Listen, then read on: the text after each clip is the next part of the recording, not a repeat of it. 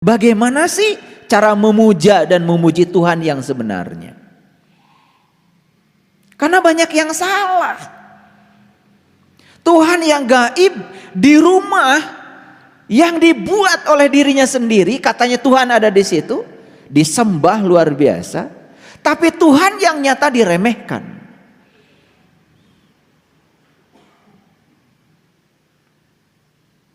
Apa Tuhan itu ada di masjid yang saya buat ini? Dan sampai hari ini saya tidak mengatakan masjid ini adalah rumah Tuhan. Saya bilang masjid aja, tempat kita ngumpul. Karena banyak yang mengatakan masjid itu rumah Allah. Siapa yang bikin masjid? Kalian bukan? Manusia yang terbatas. Bagaimana kita ini bisa menyediakan rumah buat dia yang tanpa batas? Bagaimana kita bisa merumahkan Tuhan di rumah buatan kita sendiri? Bagi orang yang sudah sadar, rumah Tuhan itu bahkan tidak ada pintunya, gak ada jendelanya, ubluk ablak. Itulah rumah Tuhan yang sebenarnya. Ini rumah Tuhan. Dia ada di gunung, dia ada di sungai, dia di semua ciptaannya, di semua bintang, di semua planet. Dia ada di situ. Bahkan dia juga meliputi seluruh ruang kosong dan dia bukan sosok.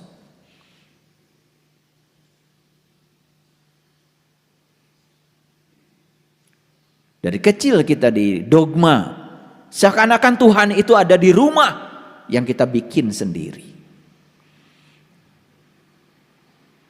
Saya bilang tempat ini adalah masjid dan saya tidak berani mengatakan tempat ini adalah rumah Tuhan. Kalau ini rumah Tuhan, berarti Tuhan ada di sini, Tuhan tidak ada di luar.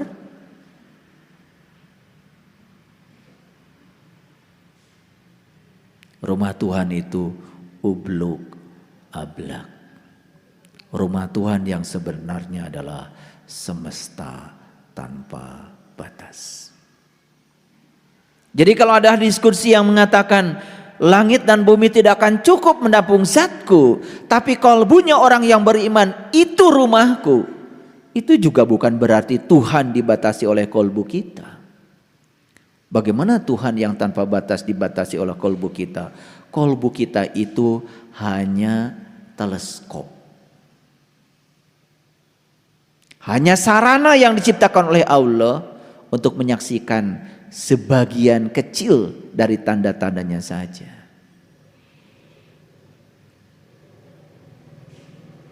Jadi kalau kita punya teleskop dan kita kemudian memandang bintang di langit, bintang tuh nggak ada di teleskop. Teleskop itu hanya alat untuk melihat bintang. Jadi kalbu itu kira-kira begitulah. Hanya sarana yang diciptakan Allah untuk menyaksikan tanda-tanda beliau. Itu saja, tidak lebih. Ini supaya ngerti nih, mulai dibuka. Ini layarnya saya buka sedikit hari ini supaya ngerti. Sekarang saya akan mulai masuk. Bagaimana sih cara memuja dan memuji Tuhan yang sebenarnya? Jangan seperti kebanyakan orang. Tuhan yang gaib disembah, dipuja, dipuji. Tetapi Tuhan yang maha nyata, makhluk-makhluk ciptaan Tuhan yang ada di sekitar dia, itu kemudian direndahkan dengan kata-kata yang penuh dengan kebencian kepada orang lain. Ya? Oke, baik. Saya akan mulai dari hal yang sederhana. Saya akan mulai ngobrol dari Quran surat Al-Baqarah ayat 186. Ayat ini sering dibahas di mana-mana. Tapi mohon izin kalau saya menerjemahkannya berbeda dengan seperti kebanyakan orang.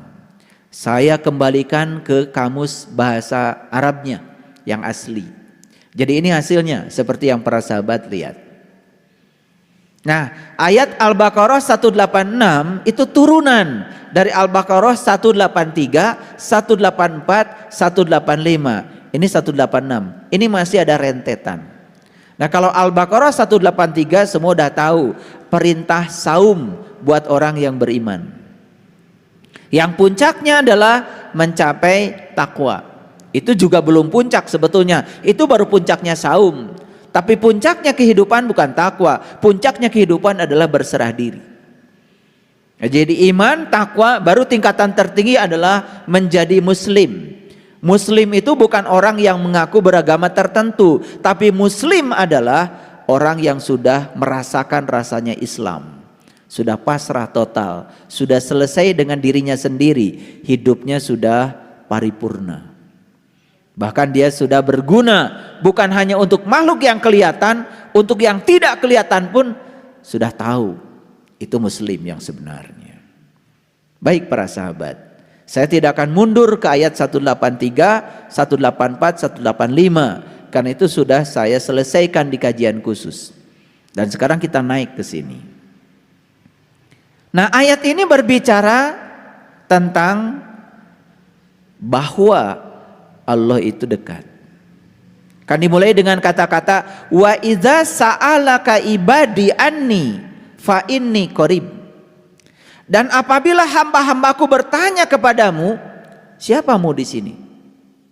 Kepadamu, kepada orang-orang yang sudah sadar, kepada orang-orang yang sudah mengalami, kepada orang-orang yang sudah menunggal bersama Allah. Mu di sini tidak spesial orang tertentu, bisa siapa saja. Dan apabila hamba-hambaku bertanya kepadamu, sekali lagi, mu di sini adalah orang-orang yang sudah mengalami tentang penyatuan dengan aku. Tentu saja orang ini sudah menjadi hamba-hambaku. Jawabnya apa katanya? Fa inni qarib, bahwa aku dekat. Nih, sebegitu bagus ayat ini, bahwa aku dekat. Jangan puas dengan pengetahuan ini kalau belum dialami. Buktikan bahwa beliau itu dekat. Buktikan bahwa kehadirannya bisa dirasakan setiap saat. Buktikan bahwa dia itu mengurus dan mengatur kita, menguasai kita. Rasakan kehadirannya. Bukan sekedar puas dengan info ini. Lalu ayat berikutnya, ujibu da'wata da'i idza da'an.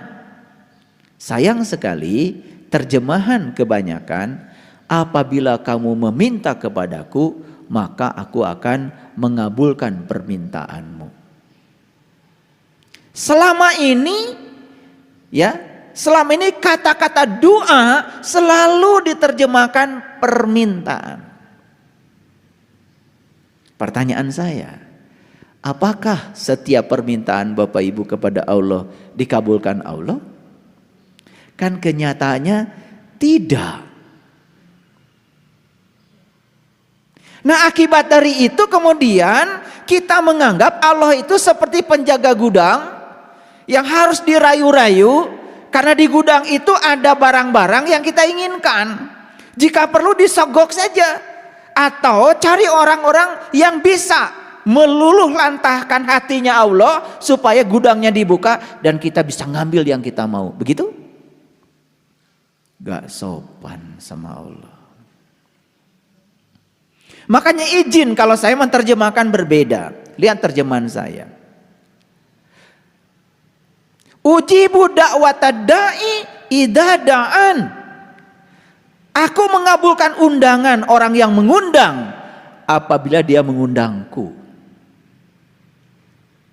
Ulangi. Aku mengabulkan undangan orang yang mengundang apabila ia mengundangku. Ujibu da'wata da'i idza da'ani. Nah, kalau diterjemahkan begini, betul nggak Allah mengabulkan? Ketika kita mengundang Allah, betul nggak Allah mengabulkan undangan kita? Betul nggak beliau hadir? Pertanyaan saya, sudah tahu nggak cara mengundang Allah? Gak tahu belum? Nah ini Jarang ditanya ini detailnya. Coba kalau mau mengundang seseorang yang dianggap orang penting nih, bukan Allah, orang penting datang ke rumah kita. Saya nanya nih, jujur ya, persiapan gak di rumah? Apa yang disiapkan? Beres-beres rumah? Yes. Bersih-bersih rumah? Yes. Nanti orang penting ini akan tidur di kamar mana? Dibereskan kamarnya? Yes. Dikasih yang bagus? Yes. Nanti orang penting ini akan ke WC kita yang mana? Dibersihkan WC-nya? Yes. Ini orang penting ini nanti makannya apa? Disiapkan makanannya? Yes. Ini baru orang penting. Sebegitu sibuknya kita membuat persiapan mau kedatangan orang penting. Pertanyaan saya, ini mengundang Allah? Tuhan yang maha segalanya, yang meliputi seluruh semesta raya, yang maha agung, maha kuasa, maha pengasih, maha penyayang, maha kaya, mau diundang. Apa persiapan kalian? Beres-beres? Beres-beres enggak? Enggak.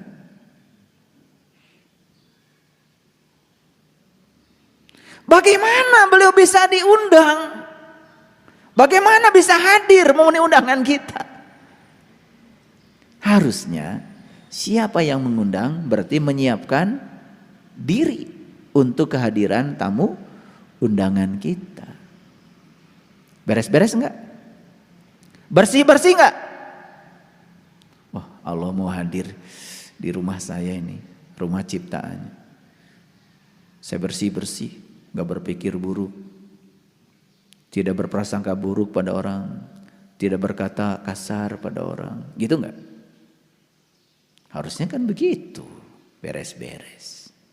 Saya yakin begitu kita membuat undangan dan kita menyiapkan undangan untuk kehadiran yang diundang, apakah dia hadir? Hadir. Dia yang maha cinta akan hadir sebagai cinta pada diri kita. Dia yang maha luas akan hadir sebagai keluasan dalam diri kita. Dia yang maha gagah akan hadir sebagai kegagahan pada diri kita. Dia yang maha berwibawa akan hadir menjadi wibawa dalam diri kita. Begitu kita tahaluk bi ahlakillah, menjadi seperti ahlaknya Allah. Bukankah secara tidak langsung beliau sudah hadir dalam diri kita, mewujud menjadi sifat-sifat kita? Bukankah itu kehadiran? Bisa nggak melihat Allah ketika kita sudah mengkondisikan seperti itu? Coba. Ketika kita kegelapan dan kita melakukan kejahatan, ada perasaan nggak dalam diri kita terpisah dari Allah? Betul nggak? Berarti kalau begitu, begitu kita mengkondisikan diri untuk kehadiran Allah, berarti kita secara langsung akan merasakan kehadirannya dalam diri kita. Dan kehadirannya itu akan membentuk akhlak kita sendiri. Paham? Oke. Jadi ulangi ya. Aku mengabulkan undangan orang yang mengundang apabila yang mengundang. Uji budak watadai ida da'ani. Sebetulnya keren kalau diartikan begitu. Menjadi tidak keren kalau diartikan aku akan memenuhi permintaan setiap orang yang meminta apa? Setiap permintaan apabila dia meminta kepadaku.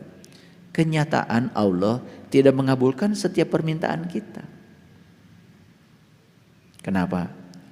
Kan Allah tuh tahu yang terbaik bagi kita. Karena Allah tahu yang terbaik bagi kita, maka tidak semua permintaan kita dipenuhi. Karena jangan-jangan permintaan kita itu kita sendiri tidak tahu akibat dari yang kita minta.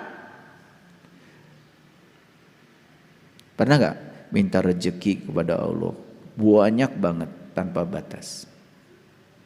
Pernah? Sering itu mah pasti.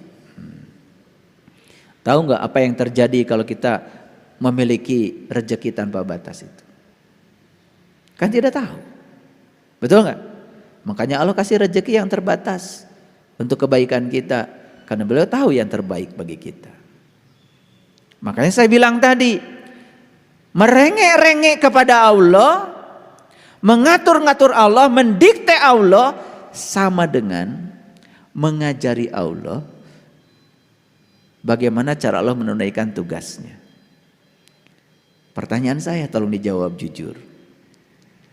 Apa masuk akal kita yang tidak tahu mengajari Allah yang maha tahu? Jawab dulu, masuk akal nggak? Sekali lagi, masuk akalkah kita yang tidak tahu mengajari Allah yang maha tahu? Tidak. Jawab yang kedua, suka melakukan itu?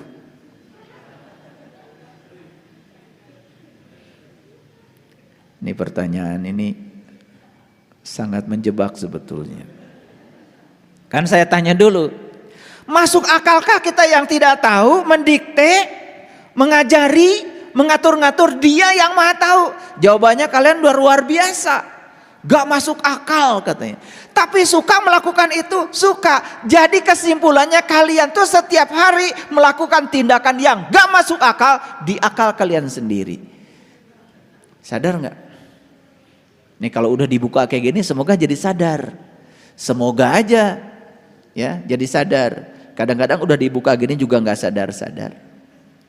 Nah lihat ayat berikutnya, lihatnya. Maka hendaklah mereka memenuhiku dan hendaklah mereka beriman kepadaku agar mereka selalu berada dalam keadaan sadar. La'allahum yarsyudun. Jadi ayat ini dipungkas dengan semoga kalian sadar. Keren sebetulnya. Makanya izin saya menerjemahkan ayat ini agak berbeda. Mari kita lihat ya, kita lihat, mohon maaf ya kalau kita melihat yang ada. Nah, bukan saya mau membandingkan ya, ini lihat yang ada. Dan apabila hamba mauku bertanya kepadamu tentang aku, maka jawablah bahwasanya aku adalah dekat. Aku mengabulkan permohonan orang yang berdoa apabila ia bermohon kepadaku. Dan doa diartikan memohon. Padahal kata-katanya tadi ya, aku mengabulkan undangan orang-orang yang mengundangku apabila dia mengundangku. Ujibu da'watad da'i idza da'ani, mengundangku. Jadi sebetulnya Allah itu hanya ingin diundang. Hanya ingin diundang. Hanya ingin disadari kehadirannya. Hanya ingin disadari sepenuhnya bahwa beliau itu sebetulnya tidak pernah meninggalkan kita. Oke, lanjut. Berikutnya apa? Maka dalam mereka itu memenuhi segala perintahku. Nah, makanya lalu kita ini kan menjalankan perintahnya. Dan setelah menjalankan perintahnya apa yang kita lakukan? Ayo jujur. Meminta-minta kan? Dan kita punya pikiran kalau semakin menjalankan perintahnya, semakin dekat dengan Allah, semakin gampang memintanya, begitu? KKN.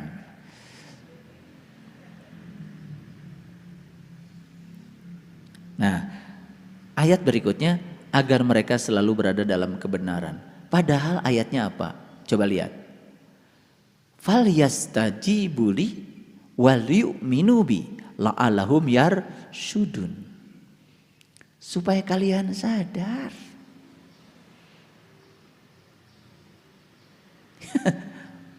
Gitu. Oke, kita balik lagi ya ke sini supaya kalian sadar. Nah, mungkin ada pertanyaan sekarang. Kalau gitu, apakah kita tidak boleh gitu meminta-minta kepada Allah, mengatur-ngatur Allah, mendikte Allah?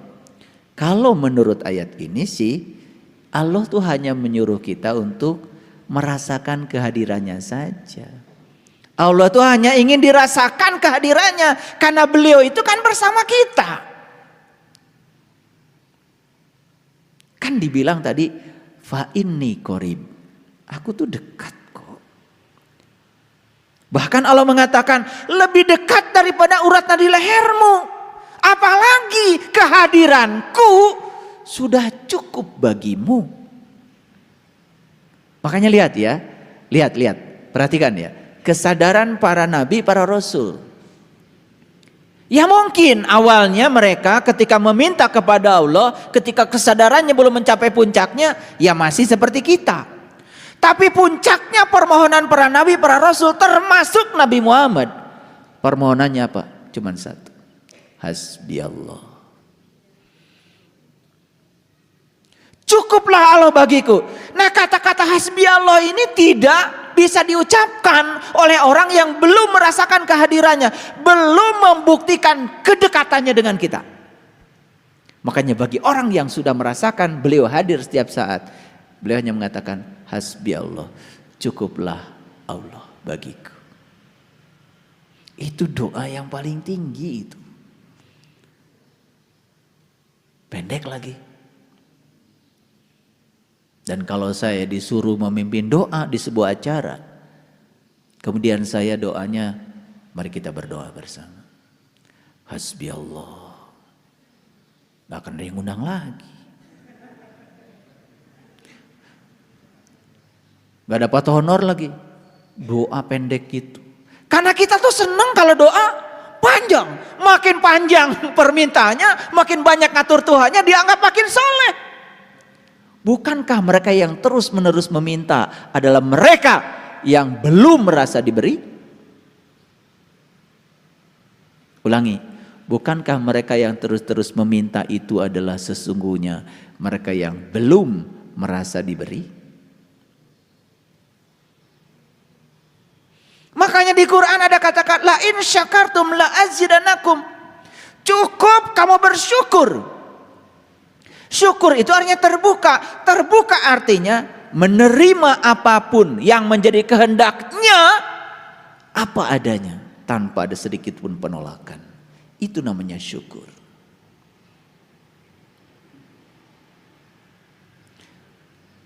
Jadi saya diundang oleh sahabat saya. Ayah, ada waktu. Kenapa? Syukuran. Rumah sudah berdiri megah. Datang saya.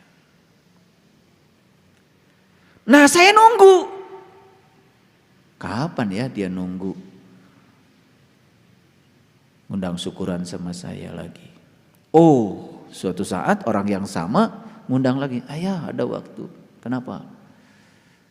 Alhamdulillah, segala puji milik Allah. Usaha saya sekarang bangkrut, ayah. Bisa datang untuk memenuhi syukuran? Datang juga saya. Jadi syukur itu harusnya begitu. Rumah berdiri hebat, bikin tumpeng. Usaha bangkrut pun bikin tumpeng. Pernah gak kalian begitu? Itu.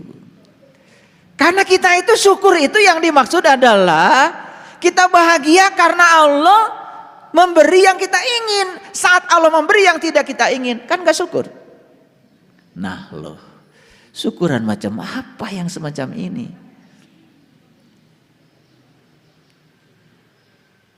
Gitu. Saya nunggu ya Ayah Yenda nanti diundang. Paham? Ini ngerti? Oke. Ini agak berbahaya sebetulnya yang saya sampaikan. Tetapi kalau saya tidak sampaikan juga nggak naik-naik kelas kita. Jadi doa yang paling bagus apa? Siapa yang boleh mengucapkan itu?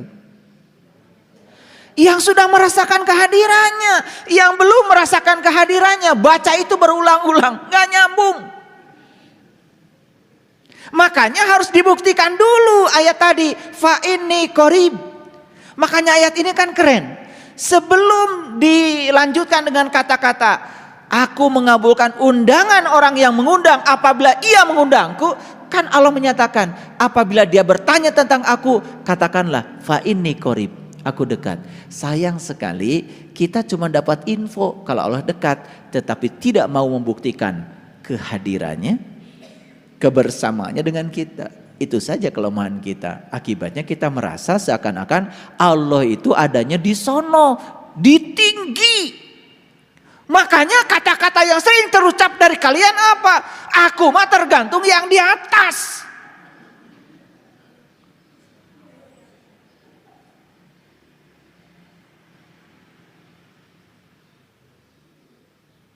Lalu apa yang terjadi saat kita bermohon? Tangan kita di atas. Apalagi mau difoto.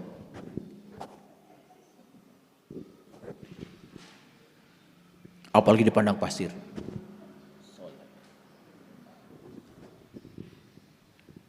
Pakai dandanan macam-macam. Lagi berdoa. Meminta kepada yang di atas. Tolong tunjukkan pada saya, adakah di Quran Allah mengatakan aku di atas? Gak ada. Aku bersamamu dimanapun kamu berada. Nah, oleh karena itu, tolong. Sadar sedikit. Lihat ayat ini. Kelihatan? Bagaimana metode mengundang Allah versi Al-Quran? Lihat, ini Quran surat Al-A'raf ayat 55. Bahasa Arabnya gini, Ud'u rabbakum tadarruan wa khufyatan. Ulangi, Ud'u rabbakum tadarruan wa khufyatan. Allah bilang, undanglah Tuhanmu dengan penuh rasa hormat dan tersembunyi. Sesungguhnya Allah tidak menyukai orang-orang yang melampaui batas. Siapa yang melampaui batas? Mana batasnya? Yang melampaui batas itu adalah yang suka ngatur-ngatur Allah dengan pikirannya yang tanpa batas. Melampaui batas itu kan artinya udah dikasih batasnya segini, dia lampaui. Bukan bersyukur terhadap yang ada, terus berangan-angan memikirkan yang tidak ada. Itu yang disebut melampaui batas. Makanya orang yang terus merengek-rengek meminta yang tidak ada, dia akan lupa pada apa yang ada. Nih harus dijelaskan nih melampaui batas, karena kadang nggak ngerti. Melampaui batas berarti ada batas dilampaui. Mana batasnya? Batasnya adalah apa yang terjadi pada dirimu, itulah batasmu. Terima saja. Tapi karena tidak mau menerima yang terjadi saat ini, mulai memikirkan yang tidak terjadi, yang angan-angan pikirannya, itu namanya melampaui batas. Ayo lihat saya semuanya. Jadi mengundang Allah dengan cara dua. Satu, ini Quran nih. Ud'u rabbakum tadarruan. Satu, harus penuh rasa hormat, tadarru. Tahu penuh rasa hormat?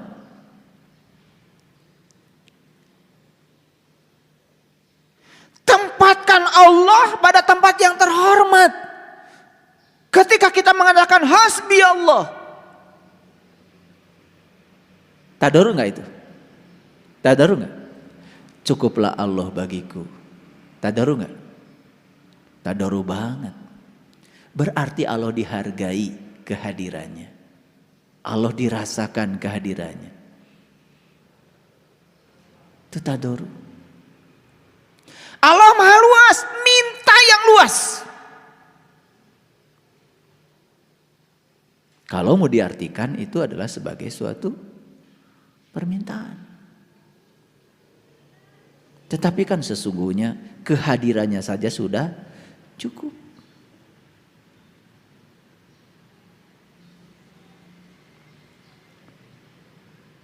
Yang kedua, tersembunyi. Tersembunyi berarti di mana? Tersembunyi. Jadi kalau gitu doa itu perlu keras-keras, perlu ada suaranya. Tersembunyi saja. Tadarru wa khufyatan. Penuh rasa hormat dan tersembunyi. Itu cara mengundang Allah.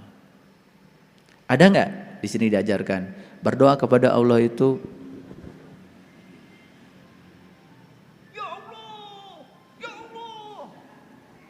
Gitu?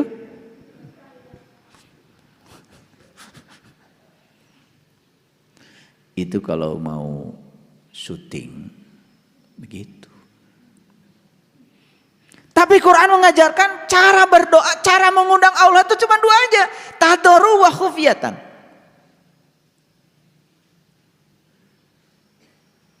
Semoga semua makhluk hidup berbahagia. Tadarru? Tadarru? Semoga keluarga saya bahagia. Tetangga yang lain biarin aja. Tadarru nggak itu? Tadarru nggak itu? Dia menempatkan Allah di tempat yang sempit. Dan Allah itu dikerangkeng oleh pikiran kamu sendiri. Biarlah keluarga saya yang bahagia, yang lain gak usah. Biarlah kelompok saya bahagia, kelompok lain gak usah. Suka nggak ada doa begitu? Ada tuh. Semoga kelompok saya diampuni segala dosanya. Kelompok lain gak usah. Tadarru nggak gitu? Itu tidak tadarru, karena tidak menempatkan Allah sebagai yang maha luas. Kalau Allah ditempatkan sebagai yang maha luas, minta yang luas-luas. Kalaupun mau ada permohonan. Walaupun itu kan sebetulnya ujung-ujungnya basa-basi juga. Coba, semoga semua makhluk hidup berbahagia. Semoga Allah mencintai seluruh ciptaannya. Kata Allah, emang gue pikirin. Emang saya harus disuruh-suruh sama kamu untuk mencintai ciptaanku? Cintaku tanpa batas untuk seluruh makhlukku. Betul nggak? Tapi kalau semoga semua makhluk hidup berbahagia, itu masih ada nilai. Karena bahagia itu pilihan. Allah sudah menyediakan berkah buat semuanya, tetapi bahagia pilihan. Nah, kita doakan semoga semua makhluk hidup berbahagia. Apalagi ditambah semoga seluruh makhluk hidup, baik yang kelihatan maupun yang tidak kelihatan, di setiap ruang dan waktu, di semua tingkatan berbahagia. Keren doa itu. Itu yang kemudian orang tua kita berdoa dengan kata-kata Rahayu Sagung Dumadi. Jadi bangsa Nusantara dulu cara berdoanya begitu. Rahayu Sagung Dumadi. Semoga seluruh makhluk hidup berbahagia. Doa kalian gimana? Semoga kelompok saya berbahagia. Itu nggak tadarru itu.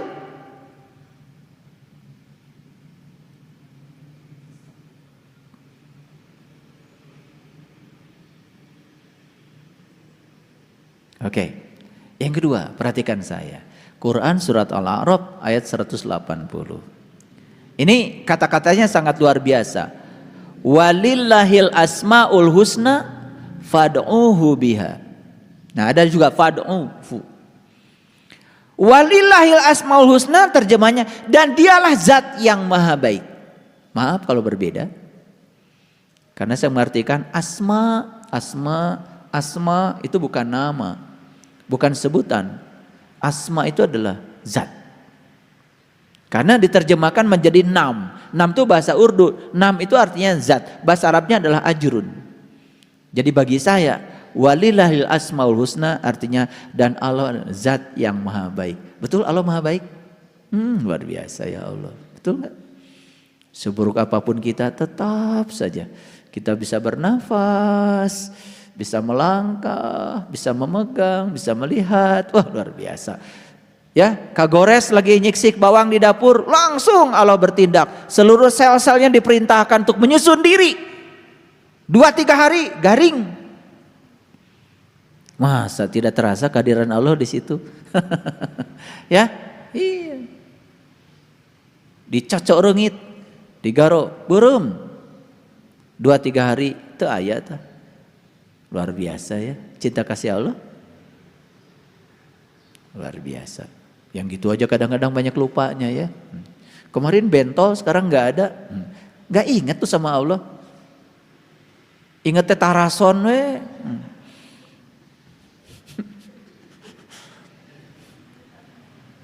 Ya. Itu jadi tidak ingat siapa yang menyembuhkan itu. Padahal hasbi Allah, kehadirannya sudah cukup. Lihat saya sekarang. Dan Allah zat yang maha baik, undanglah dia dengan kebaikannya. Jadi cara mengundang Allah itu dengan kebaikannya.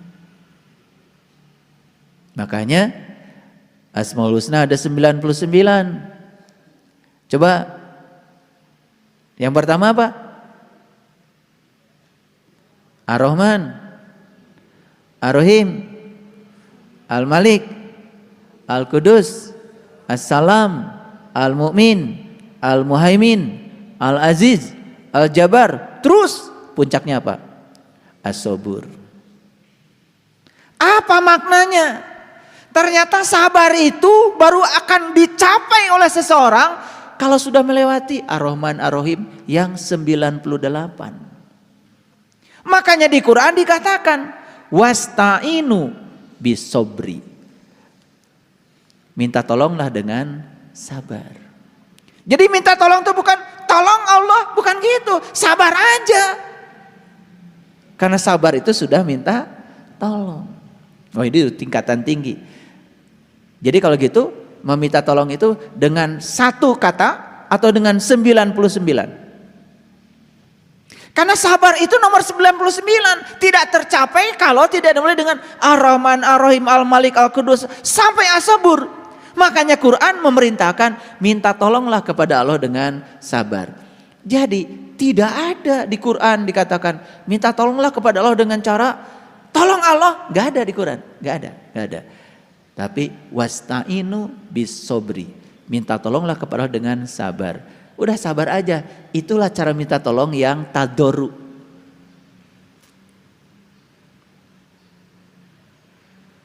Suka minta nggak kepada Allah? Ya Allah, jadikan saya orang sabar. Suka? Nggak ada di Quran.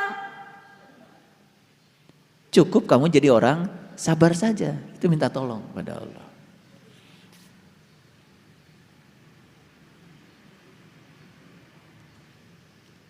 Makanya begitu kita minta dijadikan orang sabar, langsung dikirim orang-orang yang tidak sabar. Itulah pertolongan Allah. Dan kalian selama ini salah ngaji. Allah tuh dianggap Doraemon. Ketika minta kantong ajaib, datang kantongnya, gitu. Allah itu bekerja by proses. Ketika minta sabar, dihadirkan yang tidak sabar. Ketika minta jadi orang baik, dihadirkan orang-orang yang tidak baik. Ketika ya Allah tumbuhkan cinta kasihku padaku, dihadirkan orang-orang yang membenci kita.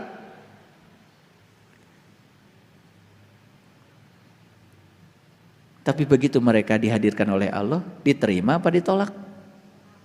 Tah eta urang mah cenah yang sabar. Begitu ditulung ku Allah, dihadirkan yang tidak sabar. Yang tidak sabarnya ditolak, rek iraha sabarna. Paham? Nih ada 3 ayat nih. Ini dasarnya. Baik, sekarang lihat saya semuanya.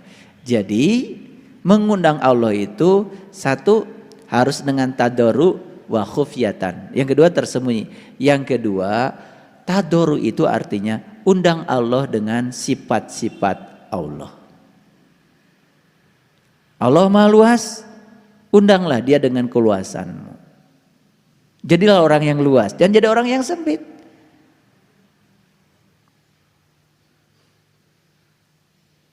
Gitu.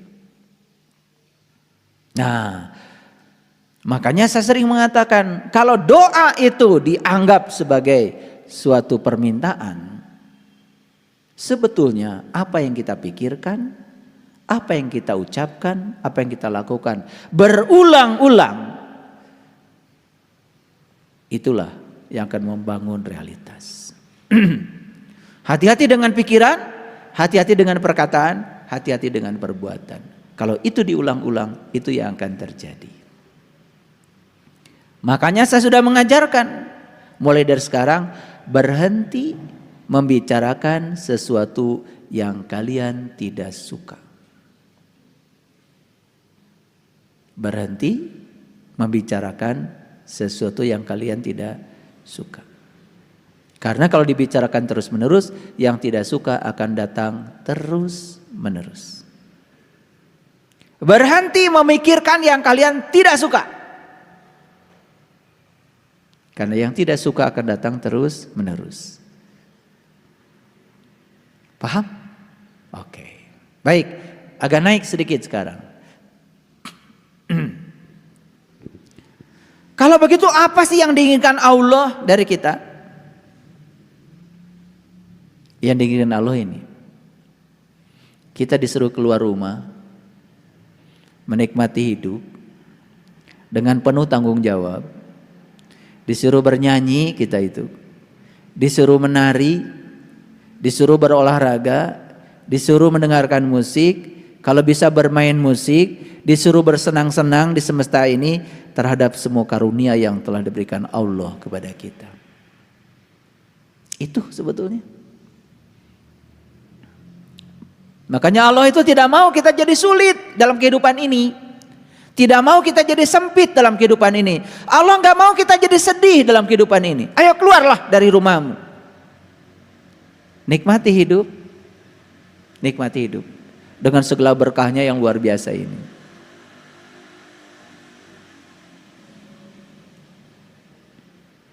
Ya.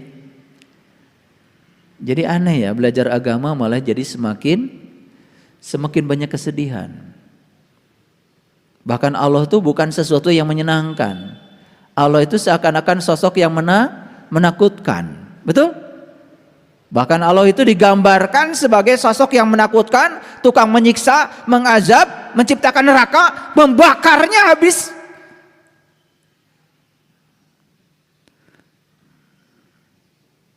Di mana kita mau meletakkan Tuhan yang Maha Pengasih, Maha Penyayang kalau begitu?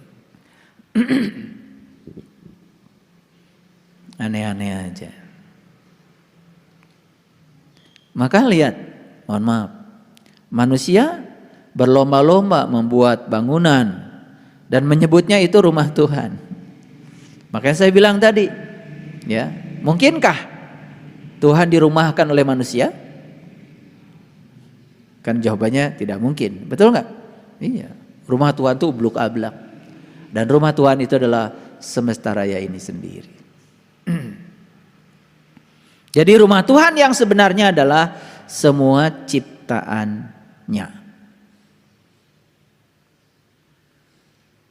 Aneh ya sekarang. Ada rumah Tuhan yang dibikin manusia, semua senang ke sana. Tapi rumah Tuhan yang ciptakan Tuhan gak pernah dikunjungi.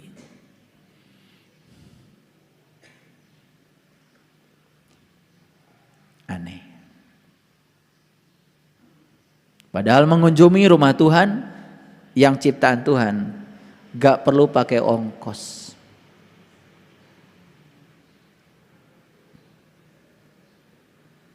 Betul? Oke.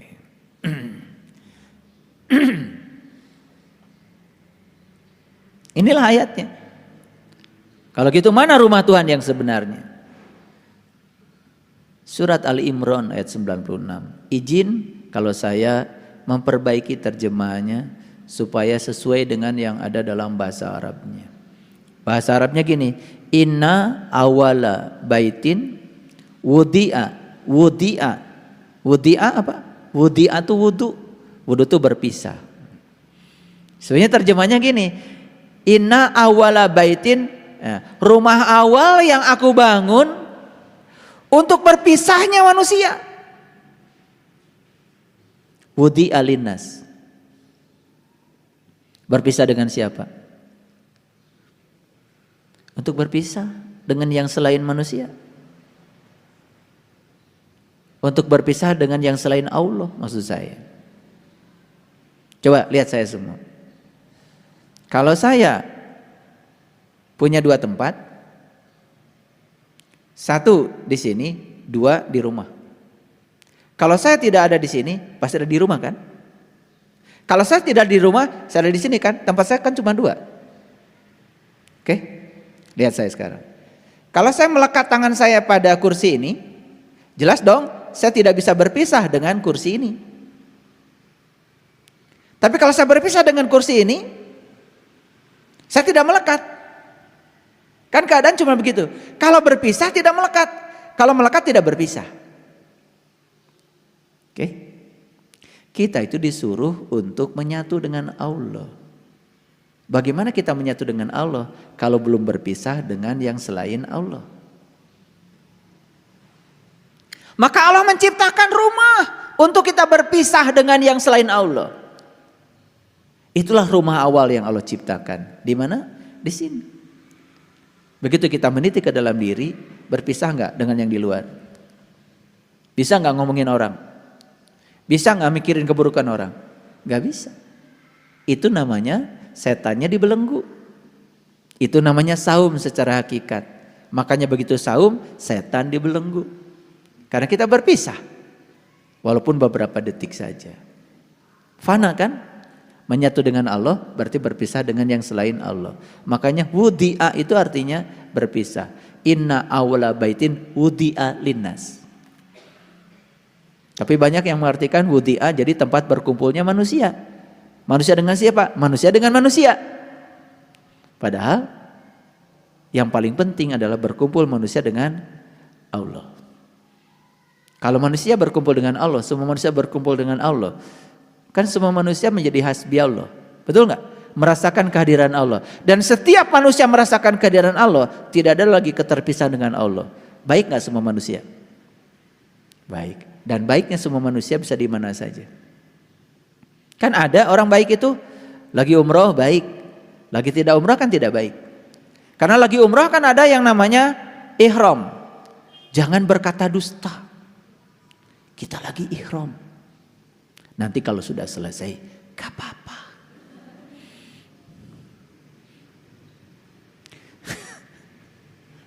Jangan menutup kepala. Kita lagi ihram, dam. Kan gitu.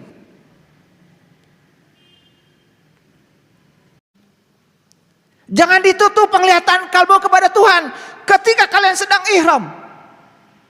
Itu maknanya. Jangan ada hijab antara dirimu dengan Allah. Kamu harus kasyaf, harus terbuka. Pandangan kalbumu harus terbuka dengan Tuhan. Iya mah ditutup. Dan utas terbuka mah ditutup, oh kita naon. Itu hakikatnya, karena nggak ngerti hakikatnya. Jadi aja dam lagi, dam lagi. Karena esensinya nggak ngerti. Jadi murni semua itu adalah aspek fisik. Nggak ngerti.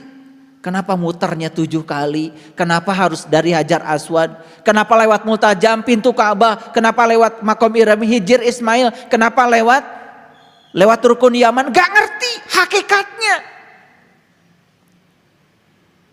Inilah kalau tidak ada pengetahuan. Makanya kebenaran itu 5 dasarnya.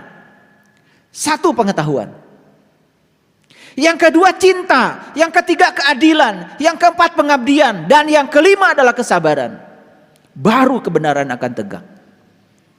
Makanya dikatakan 5 dasar kebenaran. 1, pengetahuan. Gak ada pengetahuan, gak ada kebenaran. 2, cinta. Gak ada cinta, tidak ada kebenaran. 3, keadilan. Tidak ada keadilan, tidak ada kebenaran. Yang keempat, pengabdian. Bohong bilang kebenaran kalau tidak ada pengabdian. Bohong. Kalian yakin dengan ilmu yang diajarkan? Yakin. Cuman yakin gak ada pengabdian. Giliran diminta pengabdian gak ada kebenaran. Bohong. Banyak yang bohong. Giliran sudah mulai pengabdian, hilang. Apalagi kesabaran. 5 dasar kebenaran. Kebenaran itu harus dibangun di atas 5 dasar. Para sahabat,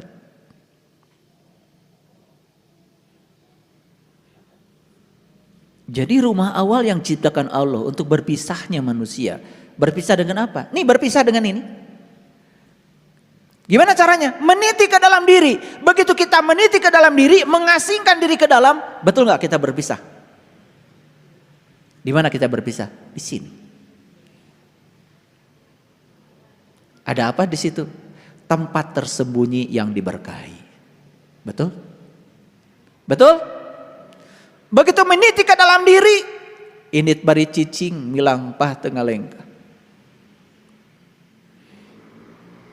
Berpisah berpisah dengan yang di luar, apa yang terjadi? Kita menuju Baqah al-Mubarakah, tempat tersembunyi yang diberkahi. Nah, ada apa sih di dalam? Lihat saya semua. Di tempat tersembunyi yang diberkahi itu ada apa? Ada petunjuk. Hudal linas. Hudal lil alamin. Ada petunjuk bagi seluruh semesta. Ada apa lagi di dalamnya? Satu, ada tanda yang terang benderang. Dua, ada makom Ibrahim, level Ibrahim, tingkatan Ibrahim. Barang siapa yang masuk rajin ke Baqah al-Mubarakah, amanlah dia. Wa man dakhalahu kana aminan. Walillahi 'alan nas hijjul bait, dan Allah mewajibkan untuk setiap manusia agar berkunjung ke rumah itu. Ke rumah mana? Rumah awal yang Allah ciptakan untuk berpisahnya manusia. Wa ilahi sabila manistata'a ilaihi sabila, bagi mereka yang tahu jalannya, yang tahu caranya. Yang tidak tahu jalannya, tidak tahu caranya, jangan coba-coba.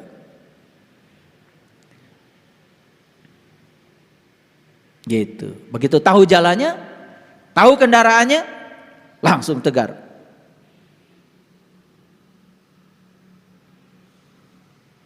Subhanalladzi sakhkhara hada wa ma kunna lahu muqrinin wa inna ila rabbina lamunqalibun. Tuh, doa naik kendaraan. Kendaraannya mana? Nih kendaraannya. Gitu. Kalau naik kendaraan, naik angkot. Subhanalladzi sakhkhara hada wa ma kunna lahu muqrinin wa inna ila rabbina lamunqalibun. Terima kasih Tuhan sudah mengajarkan bagaimana cara menggunakan kendaraan hebat ini agar aku bisa kembali kepadamu. Wa inna ila rabbina lamunqalibun. Gitu. Nah, ketika kita mengartikan doa itu sebagai permintaan dan kita kemudian seakan-akan boleh mengatur-ngatur Tuhan, mengajari Tuhan supaya Tuhan diajari cara yang terbaik menunaikan tugasnya, dan supaya Tuhan mengikuti segala keinginan kita. Bayangkan, semrawut gak kehidupan ini? Bayangkan kalau semua permintaan dipenuhi, semrawut gak? Semrawut gak? Semrawut. Coba kalau semua permintaan manusia ingin jadi orang kaya dipenuhi Tuhan saat ini, semrawut gak dunia? Semrawut. Susah kita. Mau nembok sendiri, ngelas sorangan, kenteng bocor sorangan. Betul? Sadar dititah ada benghar sararea. Betul? Coba kalau semua manusia minta sehat saat ini dan dikabulkan, semrawut nggak dunia? Semrawut. Negering, sehat kabeh. Karunya tuh panti pijat, nu datang. Rumah sakit bangkrut kabeh. Betul enggak? Sebaliknya kalau semua manusia minta sakit, tambah parah lagi, gering kabeh. Sanu rek ngarawat. Betul enggak? Saya tanya kalian, pintar enggak? Kalau manusia minta sabar sama Allah dan kemudian sabar semua, semrawut enggak semesta ini? Semrawut. Jangan dikira kalau semua sabar, semrawut, macet kabeh jalan. Udah sabar teh cari cing. Mangga ti payun, mangga ti payun. Makanya Allah bilang, seandainya aku mau, aku jadikan semua jadi orang beriman. Seandainya aku mau, tapi Allah tidak melakukannya. Jadi kita ini mohon maaf yang dakwah kemudian ingin semua pengikutnya beriman semua, udah melanggar. Dan tidak semua manusia jadi orang beriman. Dan kalau Allah mau dijadikan semua beriman, selesai. Tapi jadi semrawut kalau semua beriman. Awas, jangan dikira loh semua beriman tuh jadi semrawut. Apa kalau semua orang baik itu tidak semrawut? Semrawut. Datu ayat tuh jalmi saya mun teu saya mah. Betul enggak? Jadi inilah sebetulnya semesta yang sebenarnya yang oleh kita ditolak. Inilah kenyataan hidup yang sebenarnya. Ayo kita terima. Terima semua orang apa adanya. Yang bodoh terima dengan kebodohannya, yang pintar terima dengan kepintarannya, yang sadar terima kesadarannya, yang belum sadar terima dengan ketidaksadarannya. Kan sederhana, tugas kita cuman nerima saja semua orang apa adanya. Sempurna. Sempurna semesta ini bukan semua jadi orang beriman, nggak mungkin, dan Allah pun tidak melakukannya. Supaya ada pencerahan. Makanya yang pertama, berhenti menyalahkan Allah atas kehidupan kita yang beranak. Bapak Ibu, jangan percaya sama orang yang mengajarkan seakan-akan Allah itu membatasi rezeki kita, menentukan nasib kita. Datos ditentoskeun ku Allah cenah abdi mah bagian kieu jadi jelema sangsara ti dituna. Jadi aja tidak ada keinginan untuk berubah. Padahal Allah menyediakan kebahagiaan yang sama, menyediakan rezeki yang sama buat semua orang, sama banyaknya. Kenapa beda? Kita yang ngambilnya berbeda, metodenya berbeda, caranya berbeda, kahayangna beda, semangatnya beda. Ulangi, berhenti menyalahkan Tuhan atas kehidupan yang beranak. Karena semua kehidupan yang terjadi kita yang mengundangnya. Dua, perhatikan. Allah tidak pernah menyalahkan kita dan tidak pernah menganggap kita sebagai orang-orang yang penuh dosa. Kenapa? Karena Allah Maha Pengampun. Allah Maha Pengampun.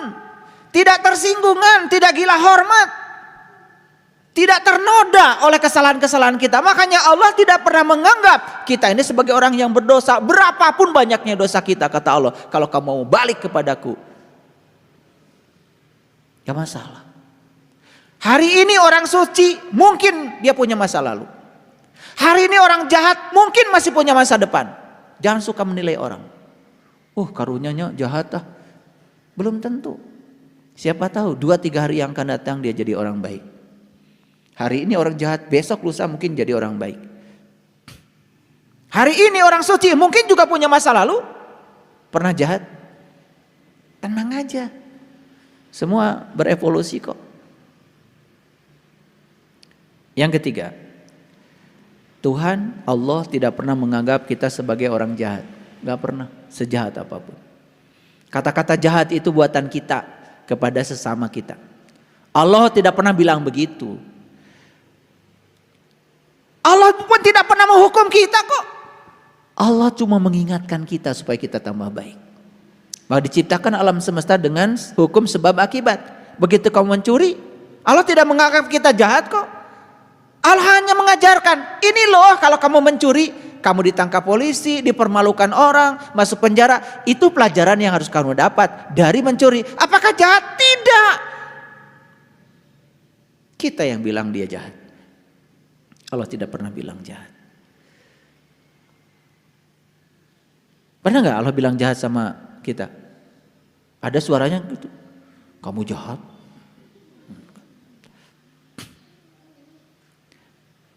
Semua yang kita pilih, dari semua pilihan kita ada akibat yang harus kita tanggung. Itu saja yang diajarkan Allah. Bahkan bisa jadi ketika orang itu melakukan dalam tanda kutip yang disebut dengan kejahatan oleh manusia, siapa tahu ada titik balik menemukan kesadaran. Betul nggak? Bagi Allah mah nggak apa-apa kok, baik-baik aja. Kita aja yang riweuh.